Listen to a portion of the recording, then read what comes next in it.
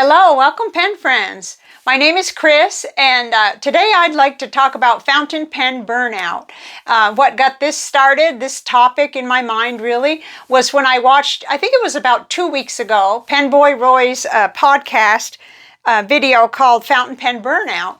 And it made me really think, and it made me look back over. I've been on YouTube 7 years, or almost 7 years. It won't be till September that we mark that anniversary. And also almost 8 years back in the hobby. So over these years, I have noticed myself, one time in particular, which is what I'm basing this video on, where I experienced burnout. And it was different than anything I've heard other people talk about, and yet it had similarities. Anyway, I knew as soon as I got done watching his video and how I kept thinking about it over and over, and I had taken notes in my commonplace book, and I was making my own notes. I knew that I wanted to talk about the subject too. I think it's really important, and I may be in a unique position to help other people who also have YouTube channels. So I want to do the video on the chance that it might help one person. So what I'm going to talk about today basically is my experiences and what I think caused it for me and what I think some of the solutions have been for me. This is never completely healed, I think. I think we're always on a continuum of, satisfied or not satisfied with what we're doing, whether it's a job or a hobby or anything else. And in fact, when I first, walked away from that video, basically, I thought, can there really be actual burnout in a hobby? I was a little skeptical, but yet I thought, no, he convinced me. And so I started looking it up just generally, like, well, first I was silly and I Googled like fountain pen burnout and his video came up. So I was like, yeah, that's about the only piece at that time, during that weekend about 2 weeks ago, that there was available. But hobby burnout brought up a whole bunch of articles and pieces and thoughts to kind of add to all the simmering thoughts in my mind. And so now I've thought about it for a couple weeks, especially. I continue to benefit from having reflected about it and thought about it. And I've kind of put some things, more peace in it. So basically, that's what I'm going to talk about. I'm going to talk about how it affected me and try to stay on task with my speaking with, it's not a script, but it's a lot of notes. So if you see me looking down, that's what that's all about. I'll never remember some of the points I want to make unless I do that, because that's how my brain works. But first of all, one of the first things I encountered was Katie Morton. I watch her for other mental health videos, and burnout definitely falls under mental health and well-being. And she said something that at first I didn't like it when I heard her say it and when I read it. But she said, and I'll link her video down below so you can listen to it if you want to. She said, burnout occurs when effort we put in doesn't feel equal to the reward we get. And then I put off in the margin money and recognition. And I thought, well, geez, is that what that seems kind of like, well, there has to be more to it than that. And I'm sure there is. But that was one of the first things I encountered when I did my research on, burnout in general. And I thought about it and I thought, okay, but I have to consider it, especially since it bothered me, right? So there probably is something there. So let's just keep that simmering in the back of your mind while I'm talking, because it comes back around, and I think I figured out a few reasons. So back in 2016, October of 2016, I got back into writing with fountain pens. I've always been a writer, a journaler, a letter, hand letter writer, all my life. And I just turned 60 last December. So I've been writing always, but getting into fountain pens again and getting into the smoothness and all the colors has been one of the greatest joys of my life. Like if I did a life review right now, or I croaked right now, I'm sure that those memories and that, happiness and joy, it's one of the biggest, like a pivotal moment, I think. And that goes back to Dr. Phil probably, but anyway. So then about a year later, I started this YouTube channel because I was just overflowing with excitement for especially inks in those days, and fountain pens, and storing fountain pens, and, cigar boxes to put them in, and all of that stuff. And I had no one to talk to because no one in my real life was into fountain pens, except my mom was, but she was trying to get back into them, and she bought an expensive Levenger pen and couldn't make it right. And I thought, and this was way before I got back in, and she told me I threw it away, and I was like, oh no, because now I'm watching all these videos, I'm learning how to do things right from Brian Goulet and SBRE Brown and all these other people, Wasky Squirrel, all the people that came before me. And so that's my launch. I got back into it. I started the YouTube channel, and in the beginning, my YouTube channel was based, and this is for people that are new that may not even know this, it was based almost entirely on ink reviews. And it became what I was known for. And it was a fluke, a mistake. I mean, not a mistake, but at the time I thought, wow. I mean, I didn't intend it, is what I mean by that, not mistake. I did a 30 inks, 30 days, and then I didn't want to stop, and no one wanted me to stop. I was, doing water tests and comparing ink tiles, and it was a thing, and it was happy and great and everything else. But then I wrote down, what happened? Okay, well, I'm not going to get stuck on dates and times because, for one thing, burnout is a gradual process, and it doesn't happen overnight, and it's kind of insidious. It just kind of creeps in. But at some point, and I could even dispute myself on this, I wrote down, I said a few years in, I realized I was very tired of doing ink reviews, and I was just almost unable to continue. And pretty much as soon as I fully realized that, I stopped, because I knew just enough about burnout from various work situations to know that you don't want it to get any worse, or it'll spoil what you're doing. It will ruin it. And it has done that to me before. One was in a work situation that I was doing where I did depend on the income. I needed the income. And then later on, it happened where it wasn't a paid situation, or for a while it was a paid situation, like 3 hours a day of it was paid and the rest wasn't. So it was both. It was kind of like volunteering, family volunteer work or whatever. And you can burn out on anything. Like that. And so I didn't want that to happen to this hobby, because this hobby I already knew, 1 year when I started the YouTube channel, I already knew how much it meant to me. I was meeting people. I was pen paling by then. I was, getting a lot more enjoyment out of life in general by being in this hobby, being in the community, and even having the YouTube channel, connecting with even more people.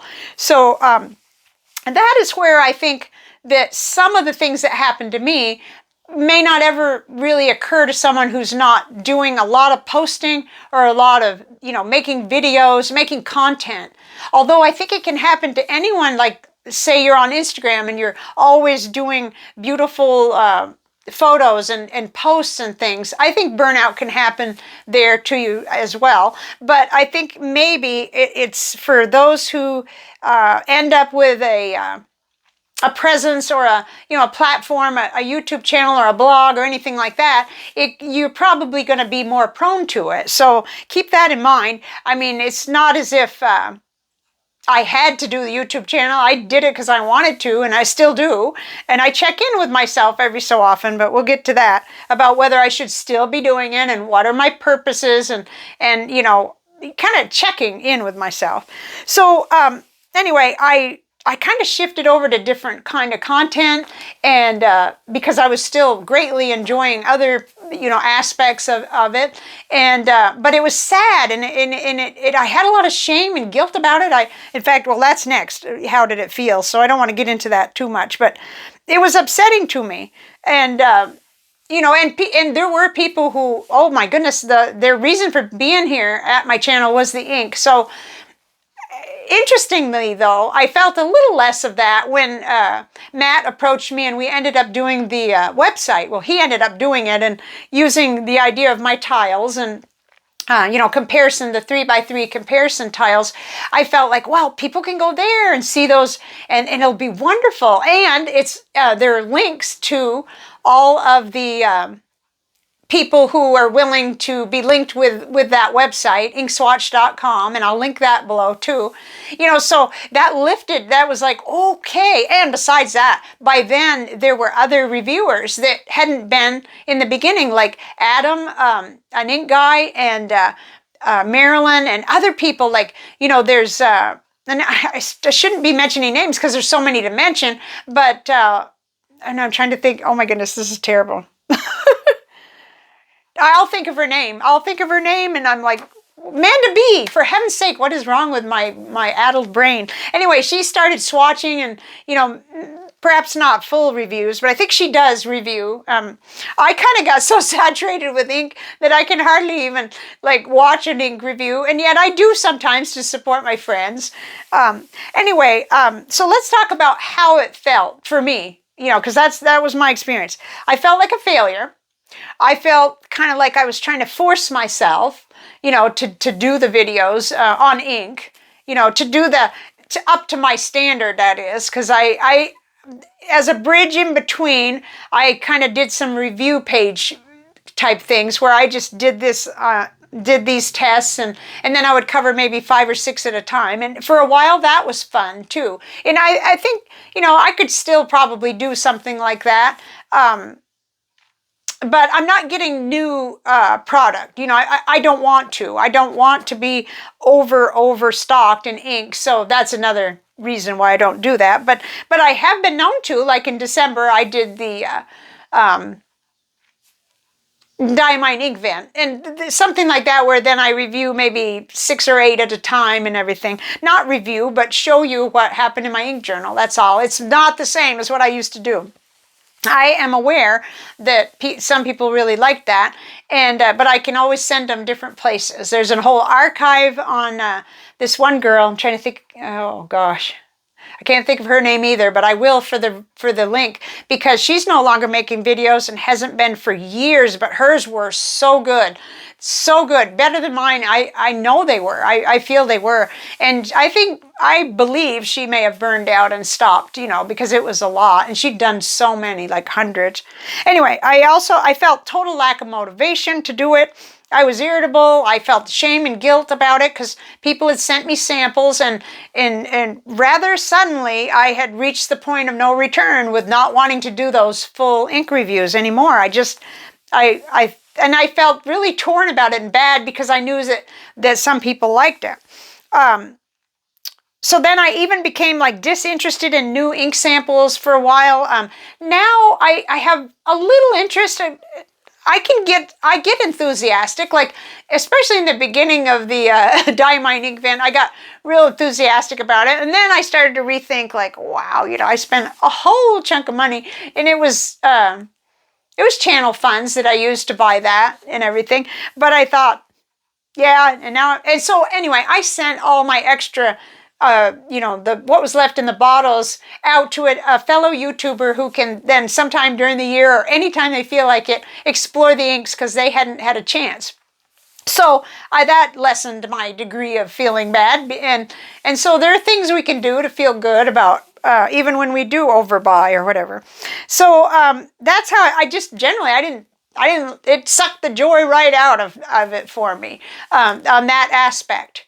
But at the same time, I was still enjoying my journaling and pen pal letter writing and taking notes from books. I certainly wasn't hanging up my fountain pens. And I didn't actually get into huge spending burnout because I'm on such a limited budget to begin with. And about 50% of the pens, and I don't even know what the percentage is for ink. I couldn't even tell you on the ink, but it's probably similar. 50% of what I have has been contributed by other fellow YouTubers, pen pals, and pen friends who were, had overages in their collections and wanted to send me pens, or wanted to share with me inks and things like that. And so I'm aware of the over marketing, and I'm aware of that pull to purchase, but I've always had limits. I've always been able to kind of steer around and away from the worst of that type of thing. So, so I haven't become burned out in that way. Just in making ink reviews and in exploring tons of new ink samples, I really have. So now this is the most exciting part, I think, where I got to really kind of think and journal about what I think caused it for me. And it's also the part where the reasons may depart from the general writer who is not a YouTuber, but I'm not sure. And I'll count on you in the comments to kind of talk about that. So the first one, number one, that I think contributed to my burnout in the hobby was being a YouTuber. So, social media, posting, creating content for YouTube, and the money that the channel generated. Because for me, for a long time, till very recently, I believed that every penny I earned had to go just toward the channel. And, part of me probably still believes that, but I've run into a few situations in recent times where I needed something else, or the cats needed something. And without guilt, I used channel funds to do that because I felt like, that's part of what made me stuck. So I would respend, I would go ahead and feel obligated to, get some more new things for the channel. Now, this is not necessary. I have a very good role model and mentor in Wasky Squirrel. He doesn't do that. He lets his money, accumulate from the channel, and then he'll buy a pen that's significant. And I really admire that. Let's just put it that way. So let's move on to the second cause. The second cause for me, I think, was excess acquiring, especially of ink samples, but not just buying, but, having so many people contribute, which was a wonderful thing. And it was a gleeful, joint effort in the beginning. Yeah, I was, really into it. And then that gave me more inks to review and compare and make tiles and so on. But it was excessive. It was at a faster rate than I could review or fully appreciate and write with. So, some of those things, though, led me to where I am now, where I take about 8 pens and 8 inks every month, and I dive deeply with them. So I think that's, it's kind of like there is a silver lining. There really is. Okay, my third reason why I think I burned out was just straight up the dopamine connection. The idea of the pleasure center in the brain lighting up when we purchase things, when we acquire something new, and how it works. And you'd want to read Dopamine Nation by, I think her name is, gosh, I got it up here. I'm going to have to link you that too, because I don't want to break the flow here. We got a little bit of flow going on.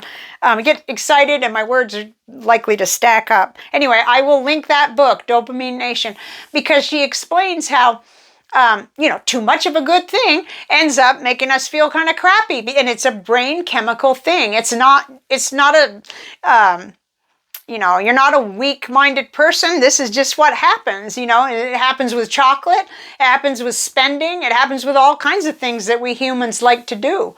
So, for instance, if you were to go 4 months without buying a pen, or ink or whatever, and then you would make a small purchase and buy a pen, I can guarantee that'll be a big excitement. That'll be fun. And you'll feel more, joy in that than if you're just always having packages arrive every day, every other day. I mean, I'm saying this from experience, not from just making it up. It happened to me. But anyway, so I think it's, I used to think of it as addiction, and like it was a thing that only some people had. And well, I'm sure that all of our brains are wired a little bit differently, but we're all human. And so you got to be careful with punching that pleasure button too much, because the brain will compensate for that, and it'll bring you down, and it'll bring you down a little bit lower. But read about it. I can't explain it the way she can. Okay. Then, so the fourth cause for me to, feel all that burnout was overwhelmed with managing so many inks and ink swatches. Now, I have the space. I'm really blessed with having a complete, 2/3 of that room that's where I have my pen desk is I can do anything I want with it, and the other third has a dining table on it that we keep relatively clear. But I have shelf space and I have room, but I like things really organized. I don't work as well. I can't find anything if it's not either sorted by color, sorted by manufacturer, and it drives me bananas if it's just willy-nilly. So that leads to one of the other things that's way down lower, which is personality, but we'll talk about that in a bit. So I just got completely overwhelmed. Then another reason, the specific to me for burnout is, I had and still kind of have a lack of other work or purpose in my life. It's a life phase thing. And I'm relatively young to be retired and not out working. And it came about by strange circumstances of kind of shifting from paid work to caregiver work for the family, and all four, both in-laws and both of my parents, I've done a lot for, and I've talked about that before though, so I don't want to over talk it. But when after that, I went through a several year phase where I was heavily into the local unity spiritual community, and I poured all myself into that. So you see, it's kind of a pattern for me to be all in on something. And I was volunteering in like 4 or 5 different sectors within that spiritual community, and I was taking classes, and well, when I finally was all finished with that, I suppose that's another burnout. It is, and that's a sensitive one because that hurts.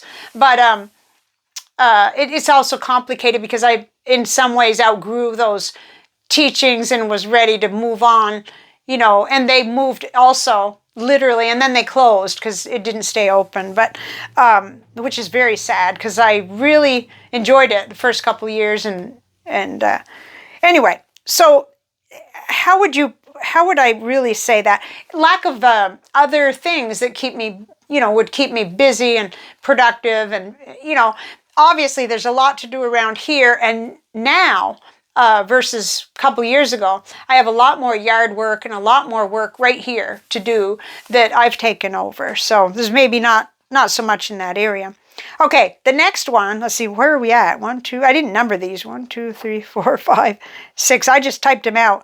Not taking significant breaks. I'm still guilty of that, and yet if I don't need to, I don't need to. But the last time I actually took a longish break was last year around May when I went to Vermont. So it was sort of like leading up to it. I needed all my mojo. I needed everything that I could muster to, 1, give up caffeine, and 2, go on that trip. Fly again and do all that driving and stuff. So I believe that that not taking breaks back then, especially when I was heavily doing ink reviews, was a big deal. And then next is a really embarrassing one, but I'm going to tell you. Comparing my stuff to others, my lighting, my videos, my everything, and that's something I just do not recommend. If you can't avoid, if you are a comparer, then don't watch other people's videos. Just do your own content, or at least in that section where you're feeling sensitive about, maybe you don't think your setup is as good, or your equipment, or your editing skills, or your non-editing, because I don't edit, so that was pretty bad, and I got to keep that in mind for future, is not to do that. Okay, then the next reason or contributing factor is not living near a pen show or a pen meetup. So that kind of creates the situation where I'm stuck, going online for all the interactions other than pen pals. So, seeing people in the mailbox is fun, and it really is fun. But that in-person type thing, the closest that we can come to that, I think, is watching live streams from other YouTubers who do fountain pen, like Wasky Squirrel and Hemingway Jones are 2 that I like to watch their really active live streams, because other people show up in the comments. And Marilyn has a lot of live streams too, where you can then, and ODE, you'll see people there that you know, and there's, that continuous chat stream, and that's fun. It's not the same, though. I don't think it's the same as going to a pen meetup. I know it isn't, even though I haven't been to one because we don't have any right here. But I think that if you live near a pen show or even a pen store that might have some activities, that's a real blessing. And that would really kind of help in terms of, fulfilling that need of connecting with other people in the hobby, because we're kind of obscure hobby and other people look at us like, okay, you paid how much for that pen? And, we want to be with our people. And so we have to do it online mostly. Okay, so then the next reason is probably should have been up toward the top is personality. I do have quite a few little quirks in my personality that would, that kind of lead to me overdoing things. I mean, I've got the ADHD brain, I've got the all or nothing tendencies, and I do kind of tend to focus on one thing quite, quite exclusively, usually. But that's not to put myself down, because that can be a superpower too. And it has been for me in many situations. It's just that that's something to consider when I sat down and realized, well, what caused this anyway? I mean, I don't see other people like, completely, well, maybe they do, but I don't see it and you don't hear about it. And maybe we're going to change that by doing this and putting hashtag Fountain Pen Burnout, maybe we're going to change that. Maybe we're going to make it less of a stigma, and maybe we'll share enough ideas with each other that it'll happen less. That'd be great. Okay, so the next thing is my ink reviews got the lowest views, interaction, and reward. So that goes back to what Katie said. So that bothered me when I like her. She does mental health videos. So let me just read that statement that she gave again. Burnout occurs when effort we put in doesn't feel equal to the reward we get. And I hate that, because I don't want to be that person that says, well, I'm not going to do it if it only gets 400 views. That's not what it's about. That's not what it's about. For me, it was like, if I see one more strip of chromatography, or if I have to do one more water bath, I'm going to throw the water across the room. It was that much of a like, okay, I've done enough of these, and I was bored with it. And, that's sad, because, I would love to go on providing something people loved forever, but I just couldn't make myself do it at that time, Okay, so then let's move on to the solution area, which this is a work in progress. This is me realizing that burnout could creep into any of the little aspects of the hobby. It could come into pen pal writing. It could come into journaling, although that's unlikely, because for one thing, other than my bullet journals, I don't use the same book twice, much less ink. So getting good paper and being able to, I've been able to avoid it in so many of the other areas. Okay, so solutions that have worked for me, or that I feel have been the reason it wasn't either worse or that how I got through it. One is I stopped and slowed down the acquiring. I can't actually say stopped, because even this year I've already bought one pen, one notebook, and one ink. So I'll just disclose, because people are going to be like, what? Which one? Well, I showed you the little pen. That was the Moonman Mini, the purple. I couldn't not. And then Marilyn sent me a sample of the new Lamy Dark Lilac, and I couldn't help myself. I ordered a bottle of that. And then I locally bought one of those, it's a new notebook, and it's orange, and it was Seaweed Kisses that was talking about it, like ink expressions or ink something or other. Anyway, I can't think of the name, and it's not right next to me. I'll link it. So 3 things. But I'm writing everything I purchased down in the back of my book, and my intention was not to purchase anything this year, but channel money sometimes comes. A husband sometimes says, well, let's go. We'll see if they have one of those notebooks you're talking about. And, it happened. So, but I have greatly slowed down, especially the ink. And that's made a big difference. It's made a big difference. If you're not having stuff come in every single week, then you can slow it down. You can actually start to see that everything's organized and that you're getting swatched at least everything. Okay, then the next thing, which was really big, and I remember this specifically, was pay attention to other areas of your life. Cats, people. I'm just reading what I wrote down when I typed this. Health, home, finances, socks, and underwear. Yeah, so that was one thing that happened way back when I realized that, you know, I hadn't bought socks in so long. I had holes in all my socks, but I had all these pens and inks.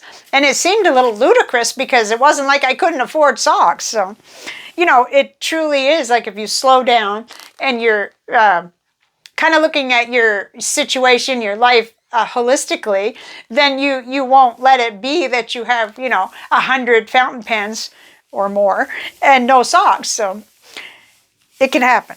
Okay, so then the next thing, okay, this is big. This is big, and it's not necessarily easy to explain, but ask yourself if you're doing what you want or you're doing things to make a video or post. So I wrote down honesty, and it can be tough sometimes to separate, you know, and that becomes true not only for purchasing, like, am I buying this because I just want to, you know, be one of the first to show this thing, or, but it's not only that, it's, you know, am I making this video or this post, you know, because I want to, because I'm really driven to share, or is it mainly, you know, just to make the video? And that's more applicable, not in a video like this, where obviously I just want to share my thoughts. I hope to help someone, but like with a review, especially, you know, I really do have to ask myself, would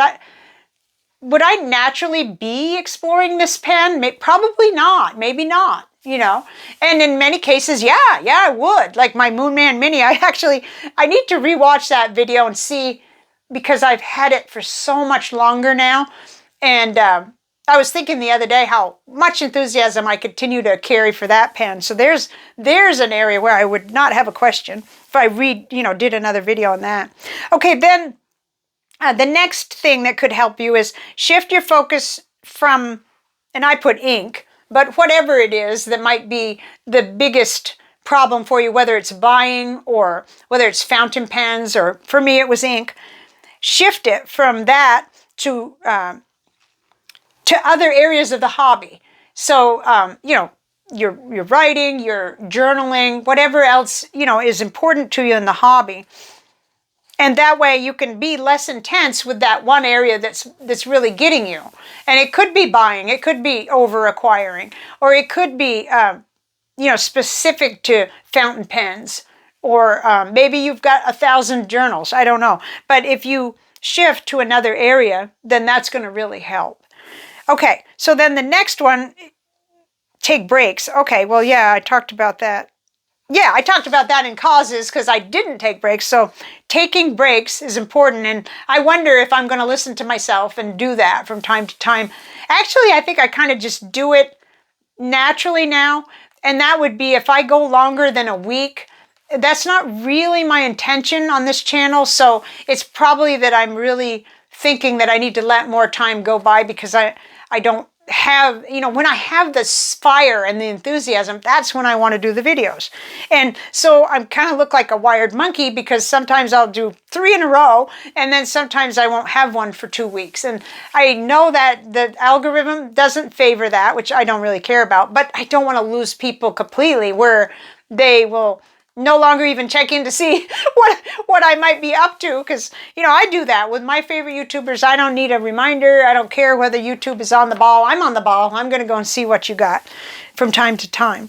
So I then jotted down just a few overall thoughts, or, you know, thoughts to help myself from rambling too long, but I'll probably allow that at the end.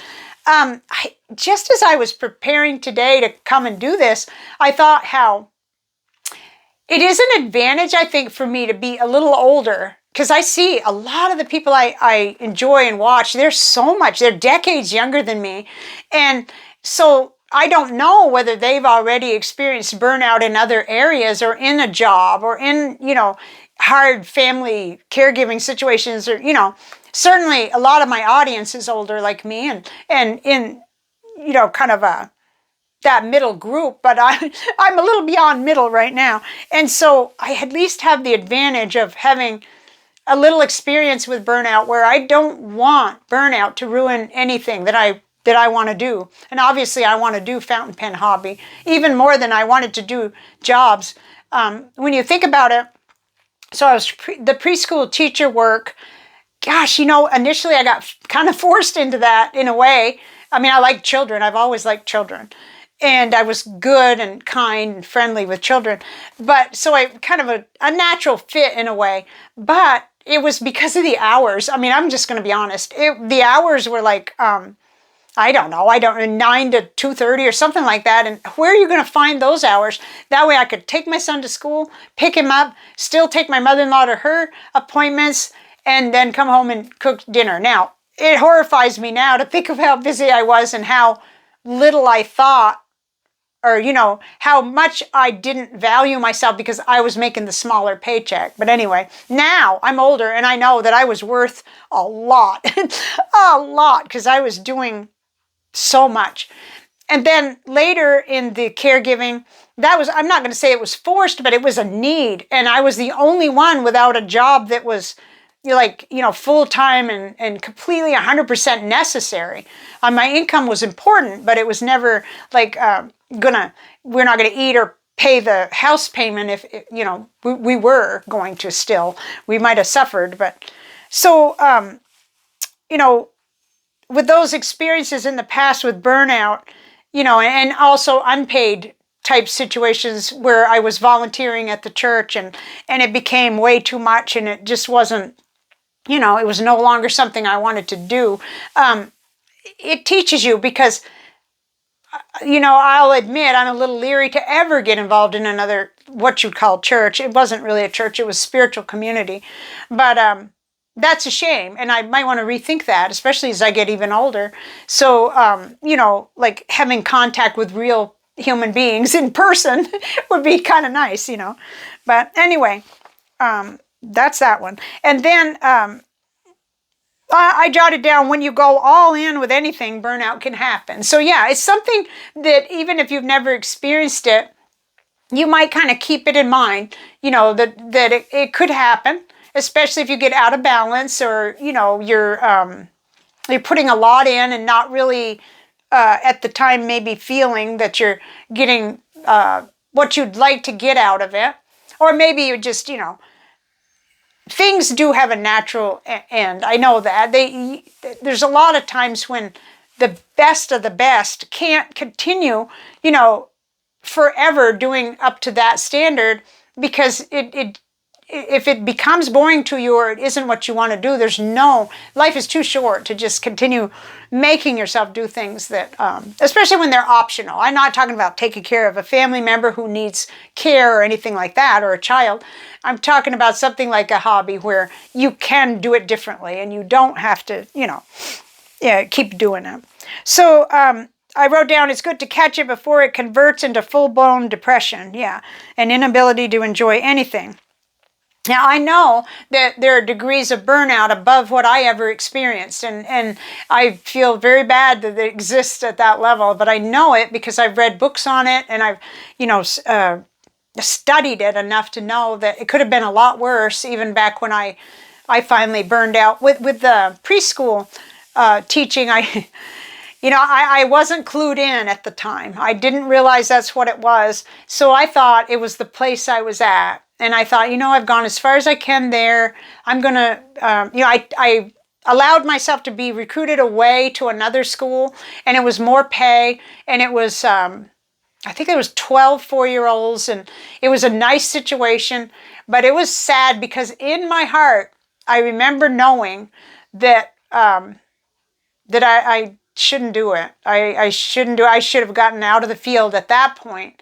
And I lasted only 4 months there, and it was sad because I put in my resignation, and she was really devastated. And the person has died. The lady that hired me has died. It was one of those amends I wish I could make, because if she was still alive, I'd ask her if I could call her or talk to her and apologize and tell her that I just didn't have the self-awareness at the time, that I was truly burned out. I thought maybe a change of scenery and more pay, you know, would do it. And it was fine, except that Dad also got cancer that year, and I wanted to travel, and but I knew going in. That's the thing. In my heart, I knew that I shouldn't do that, because she was counting on me to stay, and it was embarrassing probably to her that I was the one she wanted, and she got me to move over there, but then I didn't stay.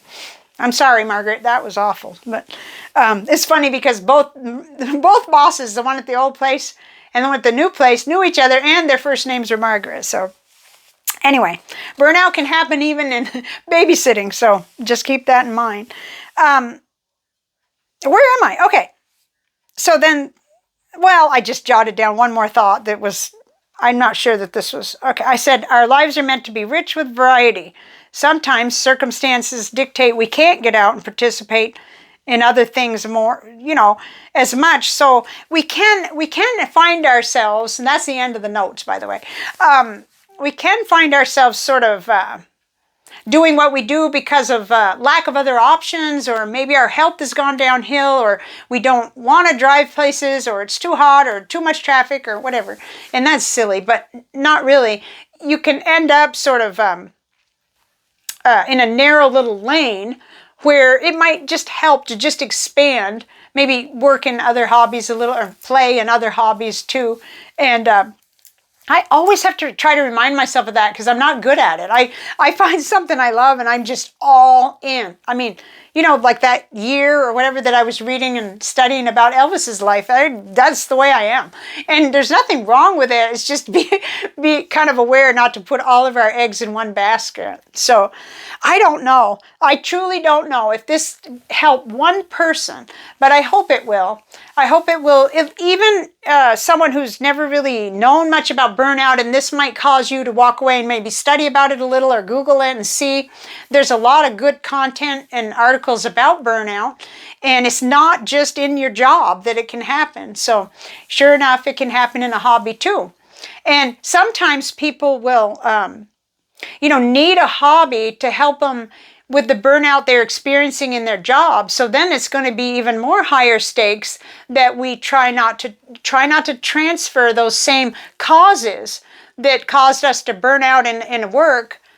There we are in the hobby, and may go along okay at first, and then we may do those same mistakes or missteps or whatever you want to call them, because that could really happen. So just like prevention, or even sitting down and writing down, well, what really did cause me to burn out at work? And maybe it's totally unrelated to how the hobby will go. Maybe it's truly a toxic work environment, or, really low pay that just is not going to sustain you for the output that you're giving. But I think it would be worth it in that situation, even if you would look at how you might inadvertently transfer some of those habits into the hobby, and so even just making space to journal about it and think about it a little bit more. I wish I do. And when I looked at the dates in terms of me getting into the fountain pen hobby, this is what I'm going to say. It startled me that I completely finally made the final break with the spiritual community I was talking about in September of 2017. And by October of 2017, 11 a.m. I forgot we moved that over here. I was coming right into the fountain pen hobby. So there was a vacuum there. There was a need in me to have an outlet and a happy place again. But I never thought that I might transfer some of those overload tendencies and things that we talked about to the hobby. So I hope this hasn't been a drag. I hope it hasn't seemed negative. I don't want it to, because I don't really think it needs to be. The more awareness you would have before you ever experience any kind of burnout, the better, I think. Because, like, for instance, in teaching even, you know, it was different. It wasn't like public school teaching. It wasn't, you know, big time teaching. But if they had taught us about burnout and been more, maybe even more encouraging about taking your vacation, and we didn't have any paid days, period, none. No sick days, no nothing. I mean, and this was back in the early 90s. So, and on to almost the end of that decade. Yeah, 99 is when I ended up leaving preschool teaching. But if we'd had any kind of awareness that the burnout could happen, you know, that would have been nice. And caregiving, there's a lot more now because there's books being written. I've been reading some books just recently. I read that book, I think I might have mentioned that, called Who Cares?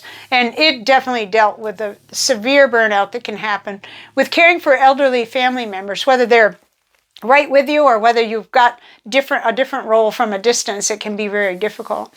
So I want to hear from other people, not just other YouTubers, but people who are, I'd call civilians or muggles in the hobby. I'd love to hear in the comments, you know, have you experienced burnout? Have you, hopefully you haven't just, you know, sold all your pens and given up and walked away from it, because it can be such a fun hobby, even if you're using other writing tools as well.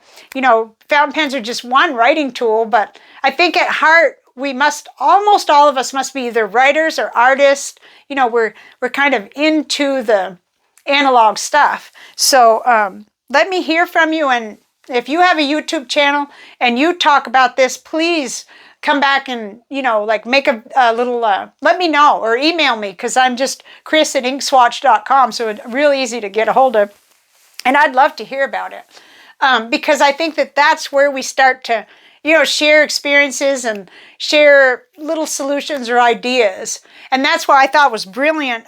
You know, Pen Boy Roy, he went first. And then now I watched Leanne Likes and Karina, I think I'm saying her name right, I'm not sure, loves to plan. And so I almost Googled it today to see if any more had used the hashtag Fountain Pen burnout, but I didn't, because I don't want to see any more. I wanted this to be just what my experiences are and how it came across. And like I said, it's pretty much was limited to ink, but certainly I've gotten carried away with acquiring all across the board in this hobby. So hopefully this was helpful. Let me know in the comments, and I won't be shy about revisiting this topic. I think that a lot of times after I'll do a video, it's not too long after that I have even more insights. Of course, that's because a lot of times I'll integrate thoughts from you all that come in the comments and discussions and additional videos that I may see because other people may go and do that. And then it just more clarity. It's like when the eyeglasses doctor says, you know, A or B, you know, we just continue to get clearer and clearer when we share information, I think. So I'll see you next time. I'm not sure what it'll be, but we're kind of chugging toward that progress report. So it may be that, or I may throw in something else before then. I'll see you on the next one. Bye for now.